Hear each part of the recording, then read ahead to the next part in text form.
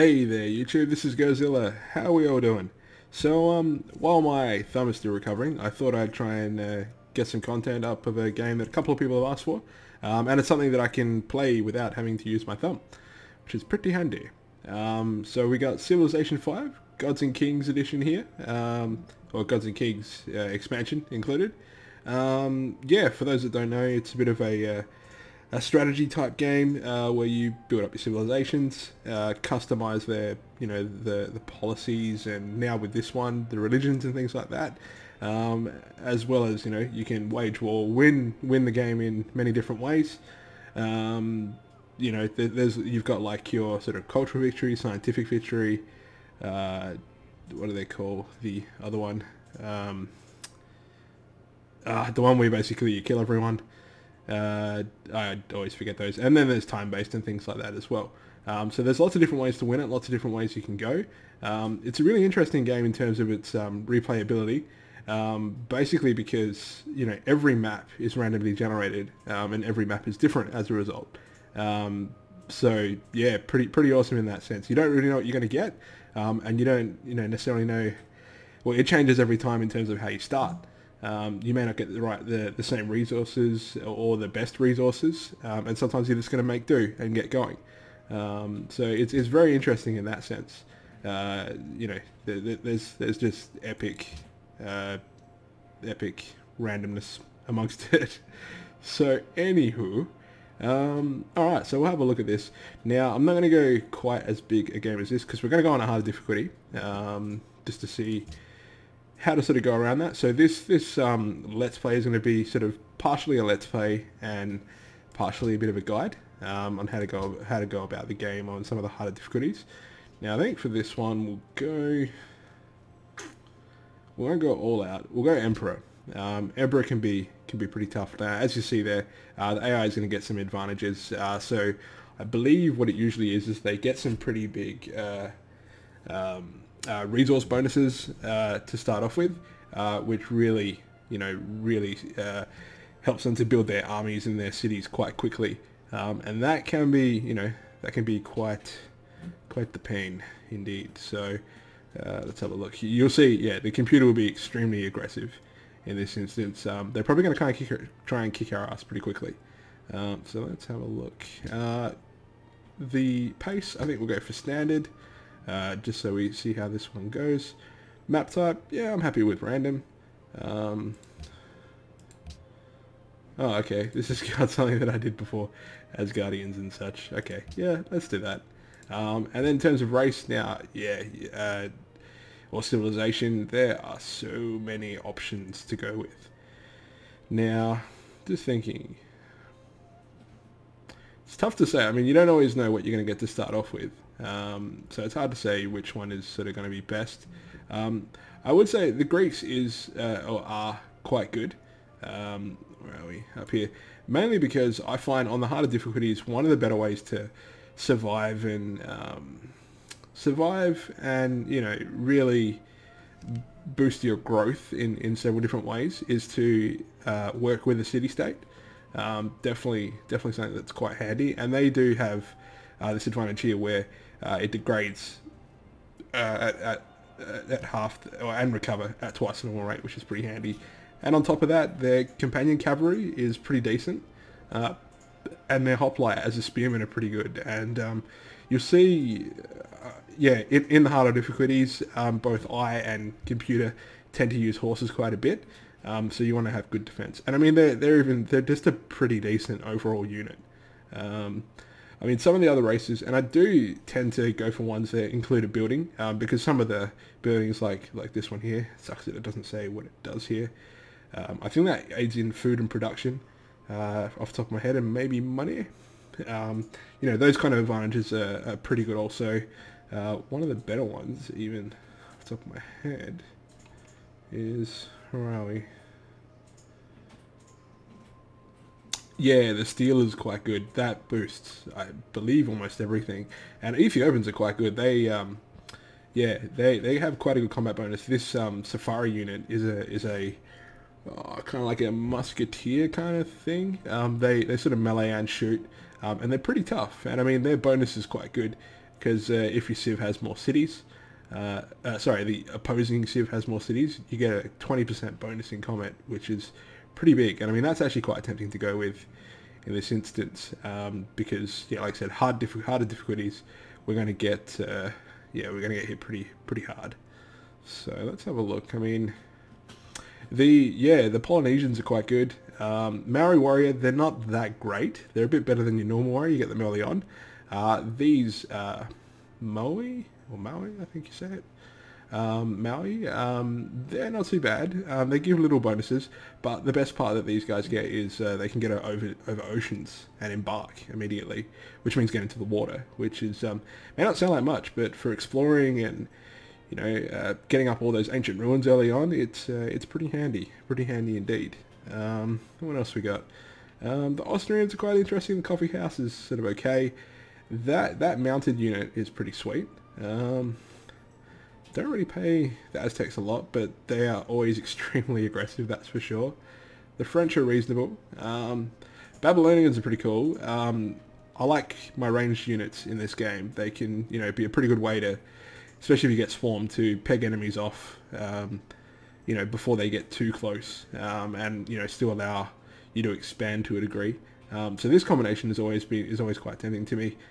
You get they've got much better walls for their cities, and then you've got the bowmen to back that up, which is pretty sweet as well as the scientist bonus.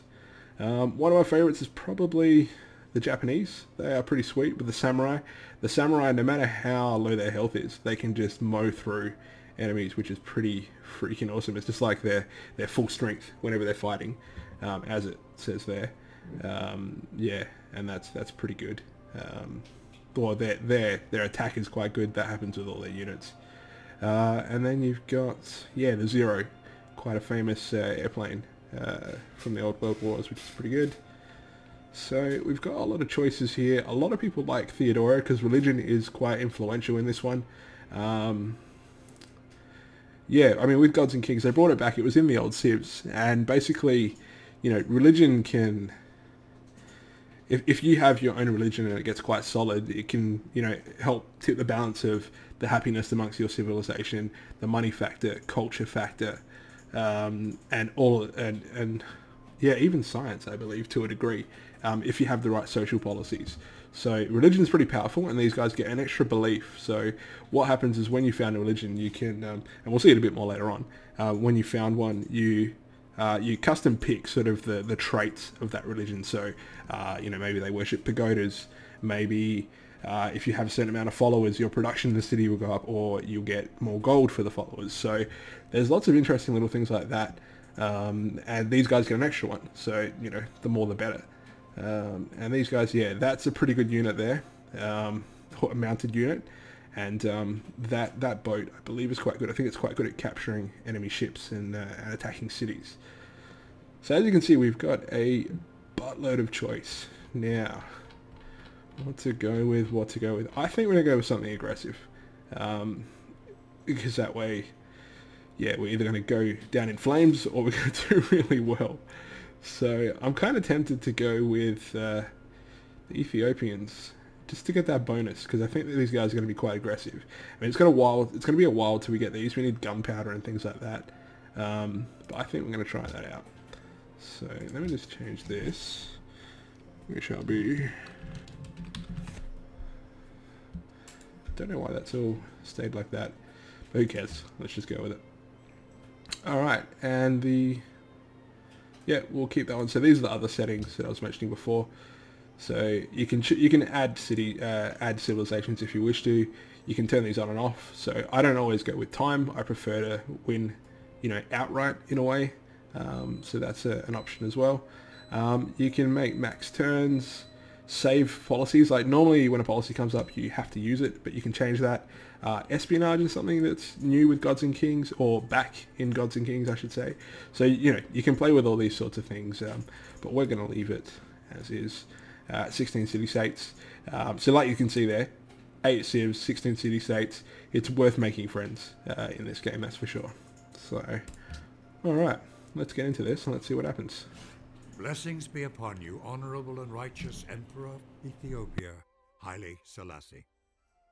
Your legacy as one of Ethiopia's greatest rulers, and as the spiritual leader to the Rastafarian movement, is outshone only by the influence you So had it's, on the I mean, diplomacy yeah, and there's this political voiceover guy here, cooperation just reading throughout the everything world. that's on there. I'm going to skip it. Introducing One thing that Ethiopia's was really first cool though consul- is in the old Civ. Oh, that's a pretty good starting place. Oh, that's a very good starting place in the old Civs. Yeah, they had Leonard Nimoy doing all the voiceovers. That was freaking awesome. Sucks I got rid of it, but yeah, well. Now, okay.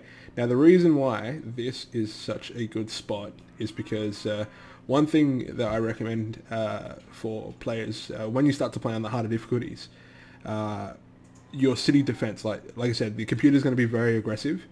So your city defense is quite paramount. So you want to get into the best position possible. Now, when possible, if you've got a pretty good setup, and this is freaking awesome, you want to build on a hill. Better yet, we've got a hill and a river. The reason that that's good is because if we've got enemies that are going to be attacking from this side, basically not only are you going to get a defensive bonus for being up higher on a hill, they'll also get a negative percentage for having to fight across water, unless they have the promotion to avoid that. But that's a long way down the track, and while it counts, they're probably not going to have that. So this is a pretty sweet spot to start off on. We've got a bit of desert over here, and there's fresh water, so we must have another lake over here. That's pretty good. Desert tiles can come into the religion factor pretty well as well. Yeah, this is a damn good spot, and we're starting off with a fair bit of stone, which means we can get our wonders going pretty well. So wonders are like your sort of wonders, mega structures, like the pyramids and stuff that you can build to get some pretty awesome bonuses for your civilization. I'm just going to send this guy over here just to explore. Oh, we got the ocean. Cool, so it looks like we've got a hill there. We got tundra though. Tundra's not so good. But this might be another good spot to, have a bit of a coastal city. And it's going to be connected by a river. Pretty cool, pretty cool. Alright. I'm really happy with this start actually. So, yeah, wonders are a pretty big factor as well. They also sort of, give you a bit of an advantage as a result over other civilizations as well. So let's have a look here. So you'll see now we'll get these guys to scope out a bit more of this area. And there we go, there's ruins. So ruins are pretty interesting. For those that don't know, when I get my guys to run over this, it'll randomly generate something. So I might get money, might get culture, faith. It might cause a lot of barbarians to be on me and kick my ass. So the barbarians are a neutral race. They just want to kill everything, separate to the separate civilization, I should say, separate to all the other ones that you fight against. And they tend to cause you a lot of havoc, and again, particularly on the bit harder difficulties as well. So, all right. So the steel. Okay. So this was our civilization building, and see, that's pretty good. I mean, you're getting culture. Culture is how you get your policies, and also go for the cultural victory. So policies is something we'll see. I'll just click on this one. So here's your type of policies. For those that don't really know, you've got things like liberty, so that aids production, gives you like better abilities to create your settlers and workers. It's basically about expanding is this one. Tradition is if you want to sort of, as it says there, border expansion. So it's probably better for like a smaller civilization that you want to sort of have only maybe a couple of cities that are sort of really quite strong, and it gives you a bit of a wonder aid as well. Although I do find that Liberty is kind of the best one to start off with all the time, but in light of how aggressive these guys might be, we may go with honor.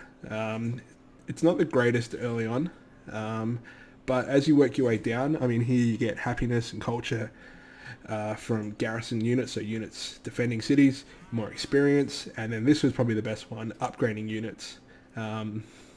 Yeah, that's pretty handy as well as, like you see there, walled castles give you more happiness, and when the resource fight happens, happiness is the only way to keep growing. So some pretty pretty interesting ways. I think we're going to go this way to start off with, but we shall see how we go. So we'll get the steel happening. Only going to take 8 turns. And it's okay, we're going to get faith from that first building, which is really good. So, because normally you need to get faith generating, and shrine is the only way early on. But the fact that these guys, their civilization specialist building gives us faith, I think we're going to avoid it for the moment. We're going to go with mining, so we can start to hit these up and chop some trees and stuff. That's going to get our production happening, which is going to be a nice balance, because we've got lots of grassland, so our food situation is going to be pretty reasonable for a little while anyway. So we'll get this one happening. Okay, over yeah. Cultural, yes, culture. Okay, sweet. So like, there we go. We're an extra 20, so we're almost at our first policy, which is an awesome boost. Awesome boost indeed. And that little border there, so that's Zurich. So we've got our first city-state. Now they're pretty close, which if they're aggressive is going to, you know, be an interesting situation. But at the same time, where that can be really good is if we make friends with them, if we help them out, that's an ally that can come to our aid very, very quickly if we can get them on side. So this is a pretty cool position that we're in, actually. We're going to meet them. We're going to say g'day. That's what I got here. They've got gems and porcelain. That's pretty handy. So they're mercantile. Okay, that's cool. Extra happiness. They're neutral, so they're not going to be dicks like some of the races are. Or some of the city-states, I should say. Not bad. Not bad. Alright, so our money's ticking over because we're near a river. So like you'll see here, so that little green icon, that's for food. The coin, the gold one, that's for money. And the hammer, the sort of orangey one, that's for your production. So we're doing pretty good. And as you see there, that'll get us more production out of that one once we start working it. So once we get workers to build a masonry, once we research it. And then we got some awesome spots here for farm. So yeah, I'm very happy with this starting position. Alright, so scoping this out. So alright, so we got some ice up there. So we're pretty close to the, I'm guessing pretty close to the top of the map, because generally maps are sort of like laid out like the Earth. Like, you know, you've got your iced areas up the top and the bottom, and everything sort of spreads from there. That could also mean that we're up in here. We're probably going to have whales and oil. They tend to go around in the sort of colder areas, which is good. Whales are tough to come across, and usually your sort of people want it. So I'm pretty stoked about that. And oil becomes quite epic if we get to that stage, because we want planes. Planes are great in this game. They are an excellent form of war. So let's have a look. So what do we got there? We got silver as well, pretty close by, and there. We're doing all right. We're doing all right. All right, so our first policy. Now it is very tempting to go with this though. Let's just have a look. So I don't know what's over here though, but it might be worthwhile. Getting the settler just for that. Nah. We're gonna go with this one, because I think barbarians are going to try and kick our ass at some point. So that first one there, it actually gives us a 33% bonus against barbarians. So that's good. We can keep them off our ass and get our stuff growing. And then if we get some douchebags coming at us, you know, we'll be ready. So this is going okay. Alright, so we get another ruin. That looks like another edge. Okay, so we got some more. We got a barbarian camp. We're going to go after that a little bit. Oh, see how good's that? That's the other thing you can get from these, is you'll get a free technology. So pottery, that was the one we were thinking about going for, and now we got it for free, which is sweet. Whenever you can get those little bonuses, it can change the game early on. Alright, man, this is kicking ass. What I might do, so we don't keep this too long. Oh, we're meeting someone. Dios bendiga a aquellos Español. Soy Isabel de España. Sí. We'll let her go. So, alright, so we've met Spain. So they're pretty close. Spain are usually bitches. So, yeah, I'm glad we're going with honour to start off with. We're going to need to kick their butt. Ah, they got marble over here. They got some pretty good resources. Wow, they're doing alright too. Alright. Alright, what I'll do is I'll leave this episode as is so it doesn't go too long. Tell me what you guys think. If you like it, you hate it, as well. As always, you know, if you guys think I should make certain choices, let me know, and we'll go from there.